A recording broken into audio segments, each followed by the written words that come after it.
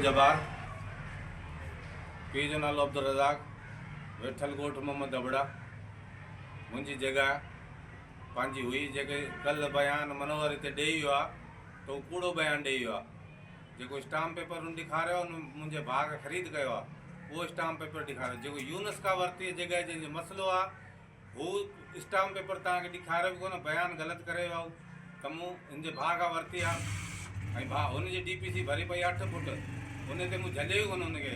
हीअ जॻह इन ताज़ा जेकी भॻी आहे त हीअ यूनुस खां चयो मूं ख़रीद कई आहे। हिते मीडिया ते उहो बयानु ॾियो आहे त न मुंहिंजे भाउ हिन जे भाउ खां ख़रीद कई आहे। मूं भाउ खां जेके ख़रीद हुनजो त मसइलो ई कोन्हे। जॻह उहा आहे जेके मुंहिंजे कब्ज़े में हुई, जेकी मुंहिंजी कोठी ठहियलु हुई, जेकी मुंहिंजी कोठी ढाहे वियो। जे हिनजे वरितलु मुंहिंजे भाउ खां हुजे त 8 महीना पहिरीं जॾहिं मां DPC न भरी त हीअ DPC बि उन सां गॾु भरिया पोइ उहा जॻह छो छॾी न? उहा जॻह हिनजी हुजे हा त इस्तेमालु करे 3 साल थिया आहिनि मूं वटि जॻह आहे। जेॾी महिल हिन वरिती त ओॾी महिल कब्ज़ो बि उन्हनि खां खानदाद यूनुस खां कोन वरितो। हाणे उहो बयानु ॾेई वियो आहे त मूं हिनजे भाउ खे ख़रीद कई आहे। इहो माना कूड़ो बयानु करे वियो आहे, कूड़ो स्टाम्प पेपर ॾेखारे वियो आहे। हू जॻह जेके मुंहिंजे भाउ जी आहे उन ते को बि मसइलो कोन्हे।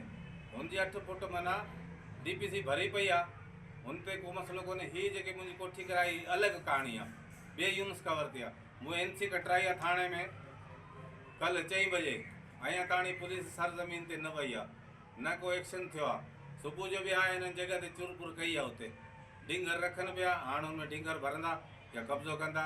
उहो डंडे जे ज़ोर ते आहिनि, असले जे ज़ोर ते आहिनि, पैसे ज़ोर ते आहिनि।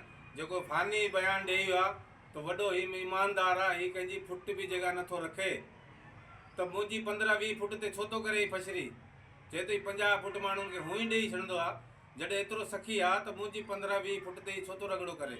हा, हीअ फयानी माना चए थो हल पिया आऊं चवां थो त हीअ कब्ज़े वारो माण्हू कोन्हे। हीअ माना कूड़ो बयानु करे विया आहिनि। सरज़मीन ॾिसे, पुलिस सरज़मीन ॾिसे, मीडिया वारा ॾिसनि त हू जॻह हिननि जी आहे या मुंहिंजी आहे। एतिरो मुंहिंजो बयानु आहे।